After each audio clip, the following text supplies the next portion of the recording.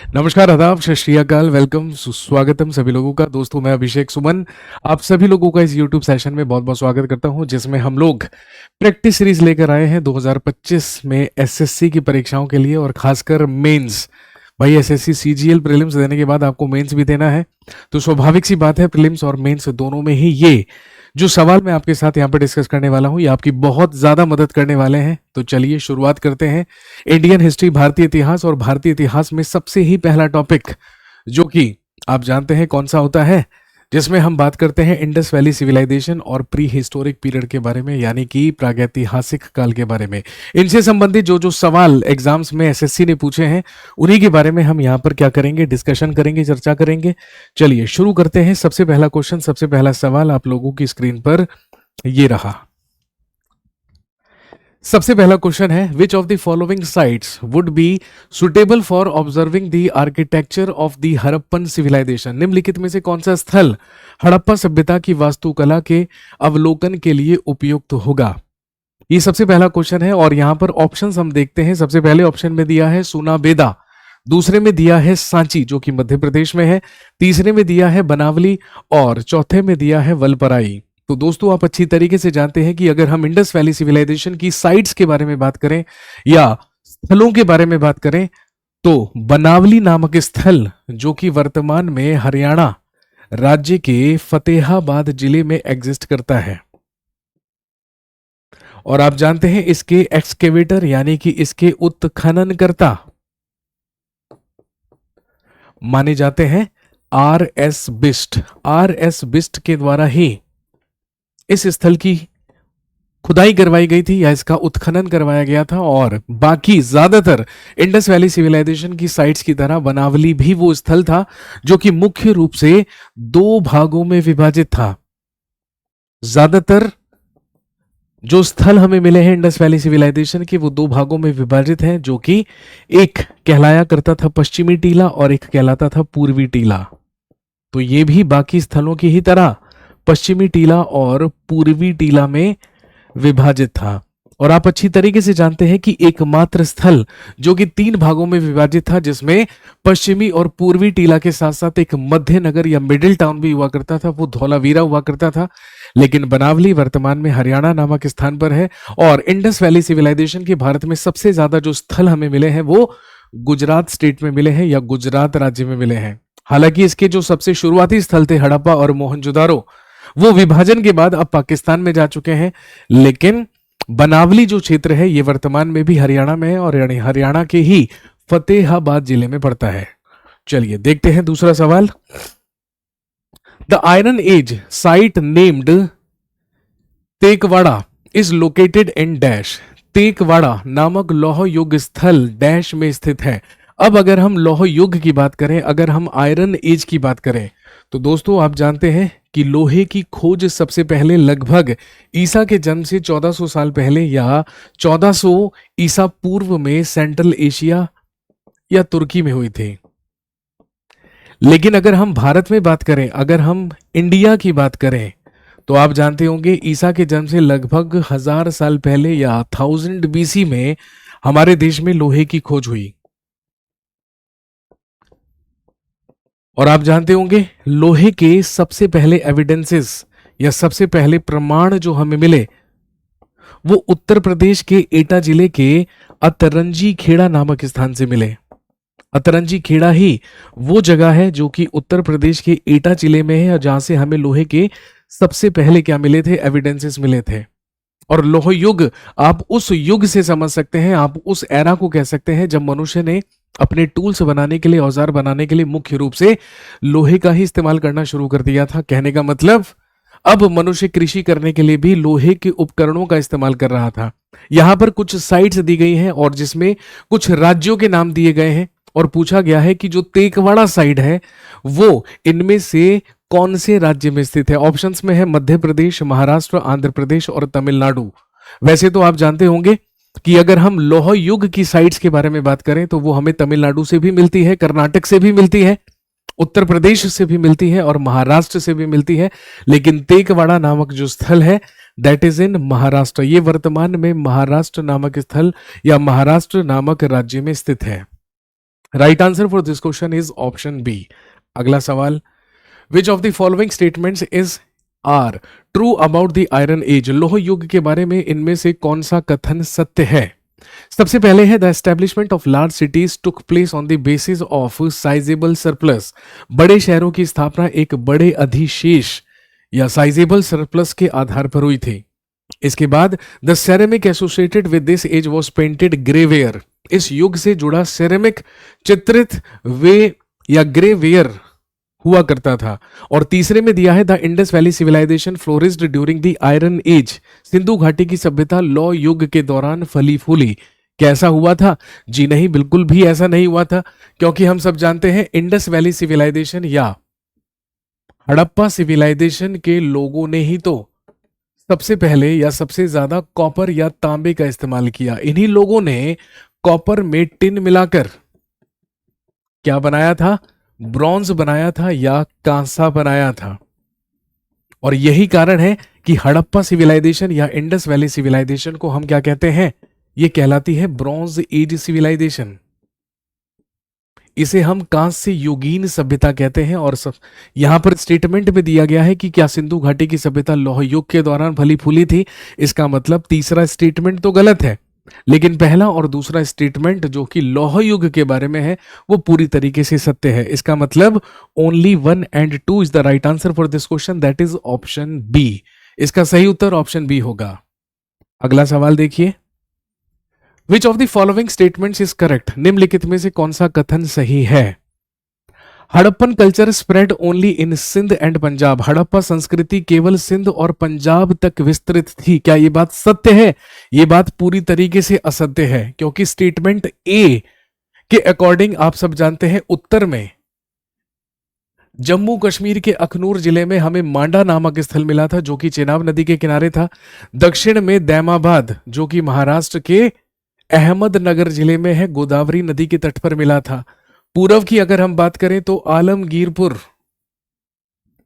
जो कि हमें हिंडन नदी के किनारे मिला था उत्तर प्रदेश के मेरठ जिले में। और सबसे पश्चिमी स्थल माना जाता है सुत कागेंडोर। और आप जानते हैं सुत कागेंडोर हमें दाश्क नदी के किनारे मिला था जो कि वर्तमान में बलूचिस्तान में है। इसका मतलब ये स्टेटमेंट गलत है। ये सिर्फ सिंध और पंजाब तक विस्तृत नहीं, बल्कि उत्तर में चेनाब नदी तक, दक्षिण में गोदावरी तक, पूर्व में पश्चिमी गंगा तट तक, और पश्चिम और पूर्व में ये हिंडन नदी तक, और पश्चिम में ये दाश्क नदी यानी कि बलूचिस्तान तक फैली थी। पहला स्टेटमेंट हो गया गलत। The script of the Harappan culture has been deciphered by historians. Harappa संस्कृति की लिपि को इतिहासकारों ने समझ लिया है। जी नहीं, इंडस वैली सिविलाइजेशन की जो स्क्रिप्ट है, जो लिपि है, वो आज तक पढ़ी नहीं जा सकी है, क्योंकि उसमें पिक्टोग्राफ्स का इस्तेमाल किया जाता था। वो एक भाव चित्रात्मक लिपि हुआ करती थी। और आप जानते हैं इस लिपि को चित्र बना बनाकर लिखा जाता था। ये दाएं से बाएं और फिर बाएं से दाएं की ओर लिखी जाती थी। इसे आज तक भी आर्कियोलॉजिस्ट पढ़ नहीं पाए हैं। अगला स्टेटमेंट है at burials in Harappan sites the dead were generally laid in pits. Harappa स्थलों से मिले शवाधानों में मृतकों को आमतौर पर गर्तों में दफनाया जाता था। या फिर granaries in the Indus valley. Sindhu घाटी सभ्यता में अन्नागार केवल हड़प्पा में ही पाए गए हैं। क्या केवल हड़प्पा में पाए गए हैं? जी नहीं, हम सब जानते हैं। अगर स्टेटमेंट डी की बात करें, अ ग्रेट ग्रेनरी, एक विशाल अन्नागार, हम सब जानते हैं मोहनजोदड़ो से मिलने वाली या मोहनजोदारो से मिलने वाली सबसे बड़ी इमारत मानी जाती है, यानी कि वो सिर्फ हड़प्पा से नहीं मिले थे। इसका मतलब है डी स्टेटमेंट भी गलत है, तो फॉलो करेगा स्टेटमेंट सी जो कि बिल्कुल सही है कि हड़प्पा स्थलों में मिले शवाधानों में मृतकों को आमतौर पर गर्तों में ही दफनाने की प्रथा हुआ करती थी। इसका सही उत्तर हो जाएगा ऑप्शन सी। अगला सवाल देखें, drains existing from Mohenjodaro had dash doors that were probably closed at night to prevent vagrants और negative elements from entering the city through that access. Mohenjodaro से या मोहनजोदड़ो से निकलने वाली नालियां या ड्रेन्स में डैश के दरवाजे हुआ करते थे जो संभवतः आवारा या नकारात्मक तत्वों को उस रास्ते से शहर में प्रवेश करने से रोकने के लिए रात में बंद कर दिए जाते थे। अब आप जानते हैं अगर हम मोहनजोदड़ो की बात करें तो भाई 1922 में 1922 में सबसे पहले खोज हुई थी मोहनजोदारो की। और आप जानते हैं मोहनजोदारो की खोज राखल दास बनर्जी या आर.डी. बनर्जी के द्वारा की गई थी, जो कि eight the bank of Indus river, जो कि हमें सिंधु नदी के किनारे प्राप्त हुआ था। मोहनजोदड़ो का शाब्दिक अर्थ मृतकों का टीला, माउंड ऑफ डेड होता है। इसी को माउंड ऑफ डेड भी कहा जाता है। और इसकी सबसे खास बात ये थी, ये मृतकों का टीला कहलाता है। और इसकी सबसे खास बात ये थी कि यहां पर ज्यादातर मकान पक्की ईंटों के बने हुए थे। यहाँ की जो नालियां थी, जो ड्रेनेज सिस्टम था, वो भी पक्की ईंटों से बनी होती थी, जो कि सारा का सारा पानी ड्रेन करके शहर के बाहर बड़े बड़े जो टैंक्स बने होते थे वहां पर जाकर डिपॉजिट किया करती थी। लेकिन उन जो नालियों के ड्रेन्स हुआ करते थे या दरवाजे हुआ करते थे, वो किससे बने होते थे? लकड़ी, बलुआ, पत्थर, मिट्टी या लोहे। तो ध्यान रखेंगे, वो लकड़ी के बने होते थे। उन्हें रात को बंद कर दिया जाता था ताकि वहां से कोई भी नकारात्मक या आवारा वस्तु अंदर प्रवेश ना कर सके। तो ये लकड़ी के बने होते थे। Option A is the right answer for question number 5। अगला सवाल देखिए, in which Harappan site was paved bathroom found? किस हड़प्पा स्थल में पक्का स्नाना या स्नान घर पाया गया था? क्वेश्चन नंबर 6, क्वेश्चन नंबर 6 है ये। ऑप्शंस दिए हैं बनावली, मोहनजोदड़ो, कालीबंगा या धौलावीरा। तो हम सब जानते हैं मोहनजोदारो ही वो स्थल है जहां की सबसे फेमस बिल्डिंग या सबसे प्रसिद्ध इमारत ही क्या मानी जाती है? अ ग्रेट बाथ, एक विशाल स्नानागार।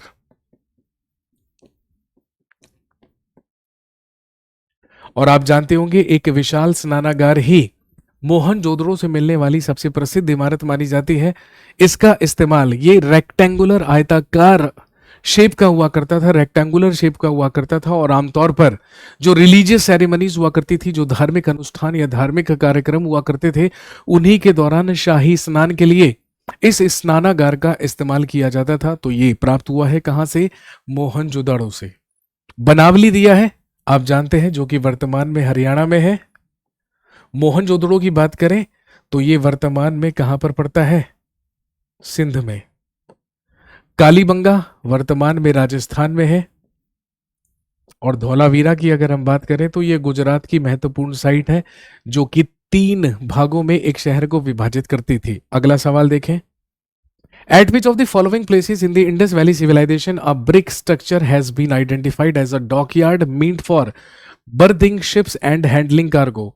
सिंधु घाटी सभ्यता में निम्नलिखित में से किस स्थान पर एक ईंट संरचना की पहचान डॉकयार्ड यानी कि बंदरगाह के रूप में की गई है, जो जहाजों के ठहरने और कार्गो संचालन के लिए हुआ करता था?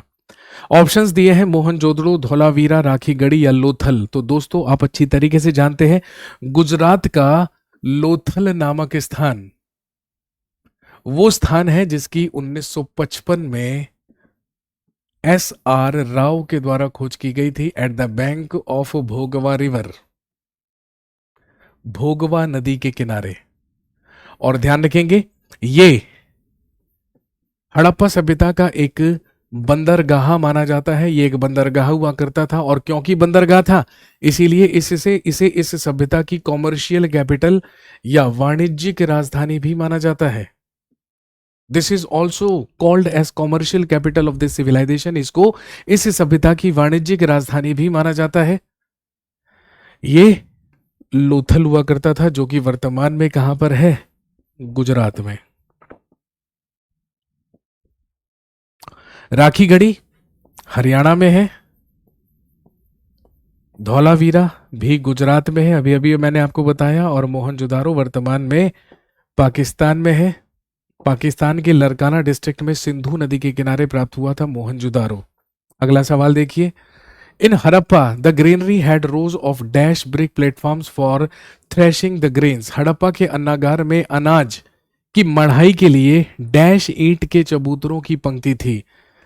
सबसे पहले है डायगोनल, तिरछे। अगला है स्फेरिकल यानी कि गोलाकार। अगला है रेक्टेंगुलर, आयताकार। या ऑप्शन डी में दिया है सर्कुलर यानी कि वृत्ताकार। क्वेश्चन नंबर 8 है। और ध्यान रखेंगे, अगर हम क्वेश्चन नंबर 8 की बात करें तो वहां पर अन्नागार में अनाज की मढ़ाई के लिए वृत्ताकार चबूतरों का इस्तेमाल किया जाता था जो कि ईंट के बने हुए करते थे। Right answer for this question is option D, that is circular या वृत्ताकार। इसके अलावा सिंधु घाटी की सभ्यता के हर एक स्थल में पक्की ईंटों के मकान मिले हैं, लेकिन एकमात्र स्थल जहां से कच्ची ईंटों के मकान मिले और जहां पर गोल ईंटों का इस्तेमाल किया जाता था, तो आप जानते होंगे वो गोलाकार ईंटें हमें चन्हुदारों या चन्हुदड़ों से मिली थी। अगला सवाल, which was the prominent architectural feature of the Indus valleys towns and cities? Sindhu घाटी के कस्बों और शहरों की प्रमुख वास्तुशिल्प विशेषता क्या थी? सबसे पहले दिया है सीटाडेल यानी कि गढ़, पिरामिड, सजावटी मेहराब या स्तूप। तो दोस्तों हम सब जानते हैं वेस्टर्न माउंट में या पश्चिमी टीले में सबसे ऊपर और सबसे महत्वपूर्ण इमारत ही सीटाडेल या गढ़ कहलाती थी, या जिसे किला कहा जाता था। मैंने अभी अभी आपको बताया कि जो इंडस वैली सिविलाइजेशन में टाउन प्लानिंग हुआ करती थी, यानी कि नगर नियोजन हुआ करता था, वो एक नगर को दो पार्ट्स में डिवाइड करता था। एक कहलाता था वेस्टर्न माउंट, यानी कि जिसे कहा जाता था पश्चिमी टीला। एक कहलाता था ईस्टर्न माउंट, या जो कहलाता था पूर्वी टीला। और अगर हम वेस्टर्न माउंट की बात करें तो इसमें सबसे ऊपर ही और सबसे महत्वपूर्ण इमारत ही सीटाडेल हुआ करती थी, या जिसे गढ़ कहा जाता था। इसे गढ़ कहा जाता था, सीटाडेल कहा जाता था। और पूर्वी टीला जो हुआ करता था वहां पर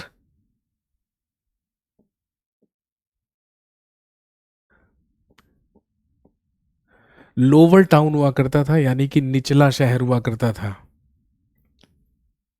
इसके बाद सीटाडेल के नीचे ही यहां पर पुरोहित वर्ग रहा करता था, और लोअर टाउन के नीचे ही यहां पर कारीगर, शिल्पकार और जनता रहा करती थी। और इसी के नीचे हुआ करती थी धार्मिक कार्यक्रम या religious ceremonies. Right answer for this question is citadel यानी कि गढ़। अगला सवाल, select the correct alternative on the basis for the of the given statements on the cities of Harappan civilization. हड़प्पा सभ्यता के नगरों के बारे में दिए गए कथनों के आधार पर सही विकल्प का चयन कीजिए। Most of the Harappan cities were divided into two parts, higher town and lower town. हड़प्पा के अधिकांश नगर दो भागों में विभाजित थे, ऊपरी नगर और निचला नगर। The archaeologists describe the lower part of the town as citadel. पुरातत्वविद नगरों के निचले हिस्से को गढ़ के रूप में वर्णित करते हैं। जी नहीं, निचला नगर तो अभी अभी मैंने आपको बताया कहां पर हुआ करता था, पूर्वी टीले में हुआ करता था। जो पश्चिमी टीला हुआ करता था दैट इज वो ऊपरी नगर हुआ करता था। इसका मतलब है स्टेटमेंट पहला सही है लेकिन दूसरा पूरी तरीके से गलत है। तो आप इसका आंसर क्या कर देंगे? Only statement 1 is true. Question number 10। अगला सवाल, नेक्स्ट क्वेश्चन देखिए। Fire alters were found in which of the following groups of Harappan cities. Harappa नगरों में निम्नलिखित समूहों में किस समूह में अग्नि वेदिकाएं पाई गई? सबसे पहले दिया है कालीबंगा और लोथल। तो हम सब जानते हैं कालीबंगा राजस्थान में है और लोथल गुजरात में। उसके बाद है बनावली और चन्हुदड़ो या चन्हुदारो। इसके बाद है मोहनजोदड़ो और हड़प्पा, और मोहनजोदड़ो और धौलावीरा। तो आप जानते होंगे फायर ऑल्टर्स या अगर अग्नि वेदिकाओं की बात करें तो उसके लिए सबसे ज्यादा प्रसिद्ध स्थल राजस्थान का कालीबंगा माना जाता है। तो कालीबंगा तो दोनों में से एक होना अनिवार्य है, लेकिन यहां पर ऑप्शन में केवल एक में ही कालीबंगा दिया है। इसका मतलब right answer will be Kalibangan and Lothal, यानी कि राजस्थान और गुजरात के स्थल वो स्थल माने जाते हैं जहां से हमें अग्नि वेदिकाएं या फायर पिट्स या फायर ऑल्टर्स मिले हैं। अगला सवाल देखिए, which of the following statements is true about the great bath of the Indus valley civilization. सिंधु घाटी सभ्यता के विशाल स्नानागार के बारे में निम्नलिखित में से कौन सा कथन सत्य है? It was used for grain storage. इसका उपयोग अनाज भंडारण के लिए किया जाता था। अभी अभी मैंने आपको बताया उसका इस्तेमाल तो शाही स्नान के लिए किया जाता था। पहला स्टेटमेंट हो गया गलत। It was used for farming. इसका उपयोग खेती के लिए किया जाता था। जी बिल्कुल नहीं। It was used as the water tank of the city. क्या इसका उपयोग शहर की पानी की टंकी के रूप में किया जाता था? बिल्कुल भी नहीं। और दिया है it was probably used for religious purpose, इसका उपयोग भव्यतः संभवतः धार्मिक प्रयोजन के लिए किया जाता था। जी हाँ, option D is the right answer. जो भी धार्मिक कार्यक्रम हुआ करते थे, रिलीजियस सेरेमनीज हुआ करती थी, वहीं पर रॉयल बाथ या शाही स्नान के लिए इस ग्रेट बाथ या विशाल स्नानागार का इस्तेमाल किया जाता था। अगला सवाल देखिए, which of the following Indus valley sites is now located in Pakistan? इनमें से कौन सा सिंधु घाटी स्थल अब पाकिस्तान में स्थित है? सबसे पहले दिया है हड़प्पा। तो आप जानते होंगे कि भाई हड़प्पा की अगर हम बात करें तो लाहौर के पास मांट गोमड़ी जिले में रावी नदी के किनारे हड़प्पा की खोज हुई थी। तो हड़प्पा ही वो स्थल है जो अब वर्तमान में कहा जा चुका है, पाकिस्तान में। और पाकिस्तान में कहा? तो ध्यान रखेंगे, मांट गोमड़ी जिला, पाकिस्तान के मांट गोमड़ी जिले में ये प्राप्त हुआ, रावी नदी के तट पर। अगले ऑप्शन में दिया है लोथल। तो आप जानते हैं लोथल गुजरात में है, भारत में, at the bank of Bhogava river, Bhogava नदी के किनारे। इसके बाद है आलमगीरपुर, जो कि वर्तमान में उत्तर प्रदेश में है, और आप जानते हैं ये हिंडन नदी के किनारे है। अगला है कालीबंगा, जो कि राजस्थान में है, और इसकी खोज हुई घग्गर रिवर या घग्गर नदी के किनारे। सारे के सारे हड़प्पाकालीन स्थल हैं, लेकिन पाकिस्तान में है केवल Harappa.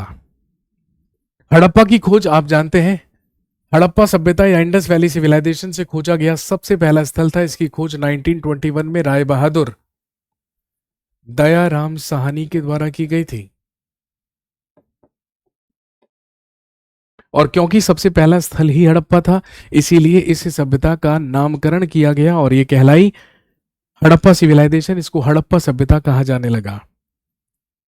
Pottery was first traceable to which period of ancient Indian history? प्राचीन इतिहास या प्राचीन भारतीय इतिहास के किस काल में मिट्टी के बर्तनों का पता लगाया गया था? Question number 14।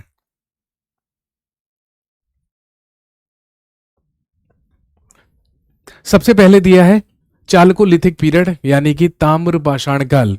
तो आप जानते होंगे कि चालकोलिथिक पीरियड, ताम्र पाषाण काल, वो काल माना जाता है जिसमें मनुष्य अपने टूल्स, अपने औजार बनाने के लिए पत्थरों के साथ साथ तांबे का भी इस्तेमाल करने लगा था। उसके बाद आता है पैलियोलिथिक पीरियड, यानी कि पूरा पाषाण काल।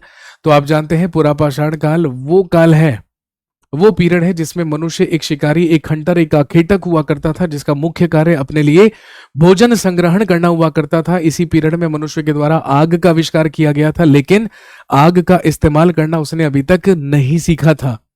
इसके बाद नियोलिथिक पीरियड है, नव पाषाण काल। और आप जानते होंगे नियोलिथिक पीरियड या नव पाषाण काल में ही मनुष्य के द्वारा शुरू किया गया एग्रीकल्चर, यानी कि कृषि। और क्योंकि मनुष्य ने इस काल में कृषि की शुरुआत की, तो स्वाभाविक सी बात है कृषि करने के सबसे पहले एविडेंसेस हमें कहां से मिले थे?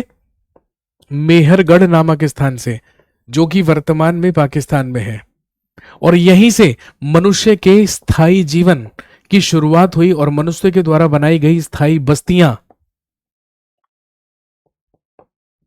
भी हमें मेहरगढ़ नामक स्थान से ही पता चली। और ध्यान रखेंगे, स्वाभाविक सी बात है, जब मनुष्य ने स्थायी रूप से एक स्थान पर रहना शुरू किया, तो स्वाभाविक सी बात है कि मिट्टी के बर्तनों के बारे में भी हमें सबसे पहले कहां से पता चला? नियोलिथिक पीरियड से। इसके बाद मेसोलिथिक पीरियड आता है। तो मेसोलिथिक पीरियड वो पीरियड है जो कि पैलियोलिथिक पीरियड और नियोलिथिक पीरियड के बीच का पीरियड है, जिसमें मनुष्य के द्वारा पशुपालन की शुरुआत की गई थी। उसी को हम क्या कहते हैं? मेसोलिथिक पीरियड कहते हैं या मध्य पाषाण काल कहते हैं। Next, in India the practice of erecting megaliths began about dash ago? Bharat में महापाषाण कब्रें यानी कि मेगालिथ्स बनाने की जो प्रथा थी वो लगभग डैश पहले शुरू हुई थी। अब अगर हम मनुष्य के द्वारा मेगालिथ्स की बात करें, या आप कह सकते हैं शवों को दफनाने के बाद एक मकबरे के रूप में जो मेगालिथ संरचनाएं बनाई जाती थी, या जो आप कह सकते हैं महापाषाण कब्रें बनाई जाती थी, इनकी शुरुआत ईसा के जन्म से लगभग 1000 साल पहले हुई थी, यानी कि 1000 BC में। अब अगर हम 1000 BC की बात करें, अगर हम ईसा के जन्म से 1000 साल पहले की बात कर रहे हैं तो वो आज से कितना साल पहले हो जाएगा? तो अगर हम प्रेजेंट की बात करेंगे तो प्रेजेंट एज पर एनसीईआरटी बुक्स माना जाता है ईयर 2000। तो अगर हमें आज से कंपेयर करना है तो स्वाभाविक सी बात है वो आज से लगभग 3000 वर्ष पुरानी बात हो जाती है। यानी कि हम इसे 1000 ईसा पूर्व भी कह सकते हैं, लेकिन इसको आज से अगर हम कंपेयर करेंगे तो इसे हम 3000 ईयर्स बीपी भी कह सकते हैं। और यहां पर बीपी का मतलब ही क्या है? Before present.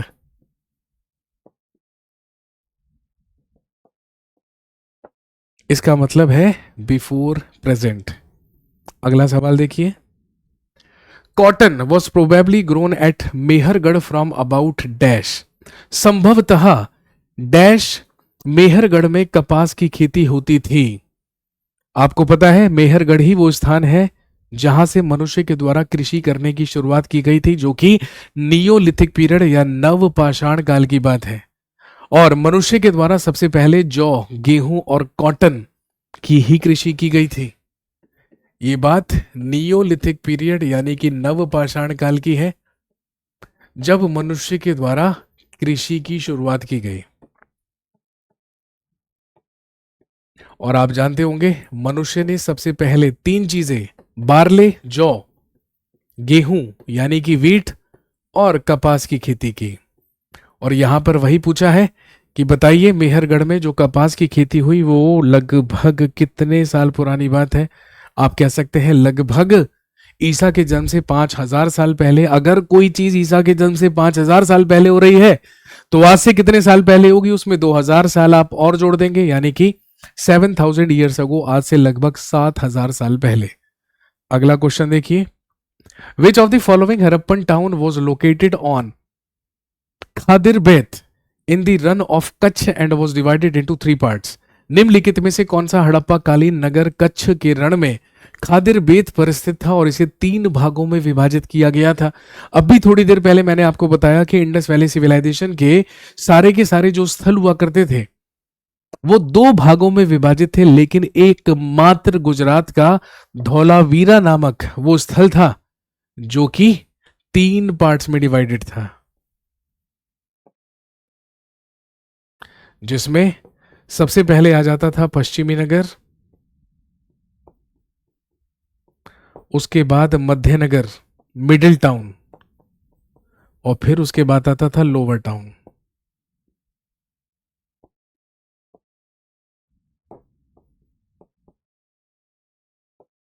धौलावीरा वो स्थल था जो कि 3 भागों में विभाजित था। अगला सवाल देखिए।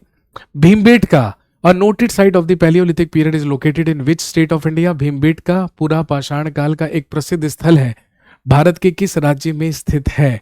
तो आप जानते होंगे भीमबेटका की गुफाएं मध्य प्रदेश में स्थित है, जिनका संबंध पैलियोलिथिक पीरियड यानी कि पूरा पाषाण काल से है। और आप जानते होंगे कि पैलियोलिथिक पीरियड के ही कुछ केव शेल्टर्स और कुछ केव पेंटिंग्स हमें भीमबेटका नामक स्थान से ही क्या चली हैं?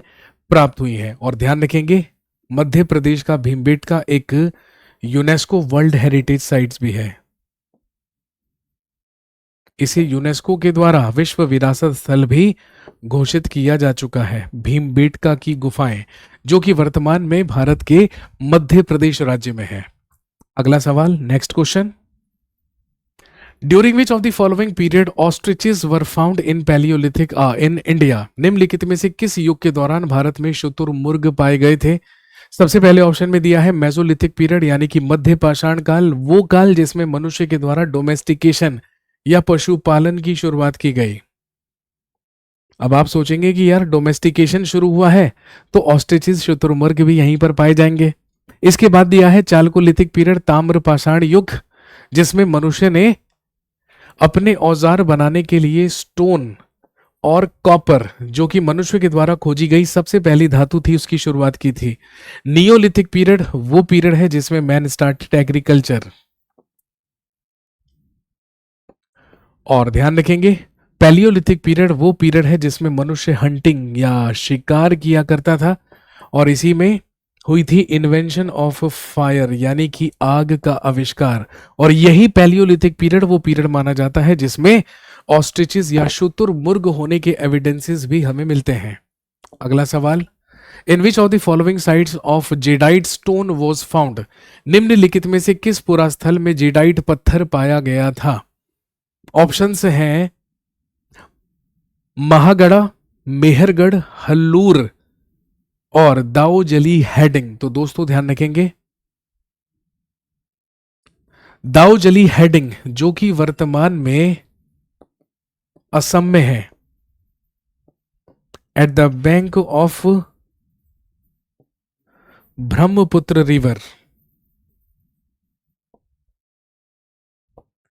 यहीं से हमें जेडाइट स्टोन प्राप्त हुए थे। और ऐसा माना जाता है कि ये जो जेडाइट स्टोन हमें दाऊजली हेडिंग से मिले हैं, that was imported from China, उसे चाइना से मंगाया गया था।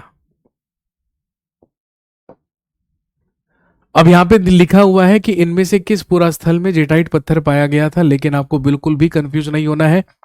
यह स्थल इंडस वैली सिविलाइजेशन या सिंधु घाटी की सभ्यता का नहीं है, क्योंकि इंडस वैली सिविलाइजेशन पूर्व में मैक्सिमम हिंडन नदी के किनारे एग्जिस्ट करती थी, उसके आगे उसकी कोई एग्जिस्टेंस नहीं हुआ करती थी। अगला क्वेश्चन, अगला सवाल, which of the following metals was used to make weapons and tools in Harappan site या सिटीज?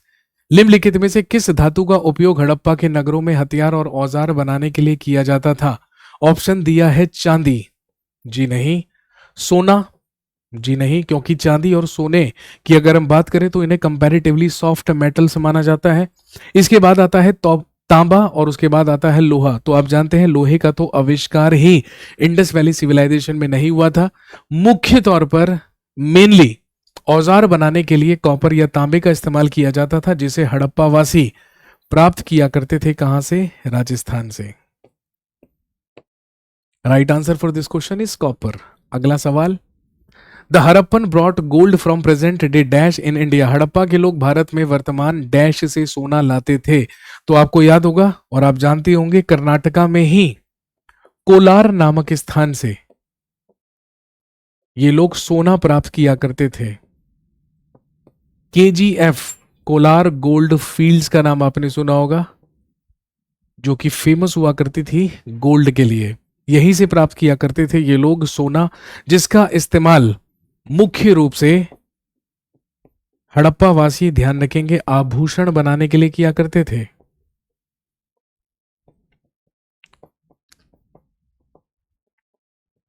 आभूषण या ऑर्नामेंट्स बनाने के लिए ही सोने का इस्तेमाल किया जाता था। Next question, which of the following type of house remains were found in Mehrgarh site of Harappan civilization? निम्नलिखित में से हड़प्पा सभ्यता के मेहरगढ़ पुरास्थल में किस प्रकार के घर के अवशेष मिले हैं? अब मेहरगढ़ की बात क्यों की गई है? क्योंकि अभी थोड़ी देर पहले मैंने आपको बताया, मेहरगढ़ ही वो स्थान है जहां से मनुष्य ने कृषि की शुरुआत की, और मनुष्य के द्वारा सबसे पहले स्थायी रूप से बसा भी कहां पर गया? मेहरगढ़ में ही, क्योंकि वहीं से हमें प्रथम मानव बस्ती के भी क्या मिलते हैं? एविडेंसेस मिलते हैं। और ध्यान रखेंगे, स्क्वायर और रेक्टेंगुलर यानी कि वर्गाकार और आयताकार के या आयताकार घरों के रिमेन्स या अवशेष हमें मेहरगढ़ से प्राप्त हुए थे। अगला सवाल, the duration of the mesolithic period is from about dash years ago to dash years ago. यहां पर पूछा गया है कि मध्य पाषाण युग की अवधि लगभग डैश वर्ष पूर्व से लेके डैश वर्ष पूर्व मानी जाती है। क्वेश्चन नंबर 24 है, बता दीजिए जल्दी से आपके अनुसार। भाई हम सब जानते हैं ईसा के जन्म से लगभग 10,000 साल पहले से लेकर ईसा के जन्म से लगभग 8,000 साल पहले तक। तो अगर ईसा के जन्म से 10,000 साल पहले है तो आज से कितना साल पहले होगा? ऑब्वियसली 12,000 साल। तो लीजिए 12,000 से लेके 10,000 साल पूर्व यहां पर हम इस्तेमाल करेंगे बीपी का, यानी कि बिफोर प्रेजेंट, आज से इतना वर्ष पहले, क्योंकि यही सवाल में पूछा गया है। वर्ष पूर्व पूछा गया है, ईसा पूर्व नहीं पूछा गया है। ईसा पूर्व पूछेगा तो ये 10,000 से लेके 8,000 तक हो जाएगा। अगला सवाल देखें। Most Harappan seals made of dash. हड़प्पा की अधिकांश मोहरें डैश से बनी होती थी, एक पत्थर से। और आप जानते हैं जिसको क्या कहा जाता था, जिसको स्टीटाइट कहा जाता था, जिसको सिलखड़ी कहा जाता था, जो कि एक प्रकार का सॉफ्ट स्टोन होता है। एक प्रकार का मुलायम पत्थर ही क्या कहलाता है, सिलखड़ी या स्टीटाइट, जिसका इस्तेमाल हड़प्पा वासी मोहर बनाने के लिए या सील्स बनाने के लिए किया करते थे। अगला सवाल। A celt is dash from the neolithic period. एक सेल्ट नवपाषाण काल से डैश है। अ टूम्ब एक मकबरा, अ हाउस एक घर, अ टूल एक उपकरण, या एन अर्न एक कलश। तो ध्यान रखेंगे, नियोलिथिक पीरियड से ही मानव के द्वारा बनाया जाने वाला एक औजार या एक टूल ही, एक उपकरण ही क्या कहलाता है, सेल्ट कहलाता है। अगला सवाल। Which of the following is a Palaeolithic site for archaeological importance in India. इनमें से कौन भारत में पुरातात्विक महत्व का एक पुरापाषाण स्थल है। ऑप्शंस दिए हैं चिरांद, बुर्ज होम, होसंगी या Mehrgarh. Question number 27, question number 27।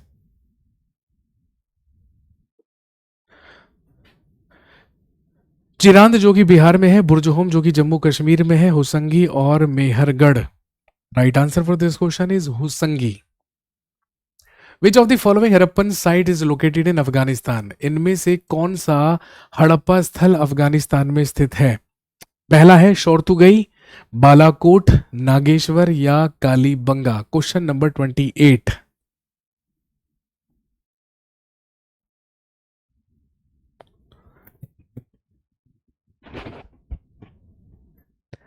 तो ध्यान रखेंगे, वर्तमान में अफगानिस्तान में स्थित है शोरतुगई नामक स्थल, जिसे हड़प्पा कालीन माना जाता है, जो कि अफगानिस्तान में है। अगला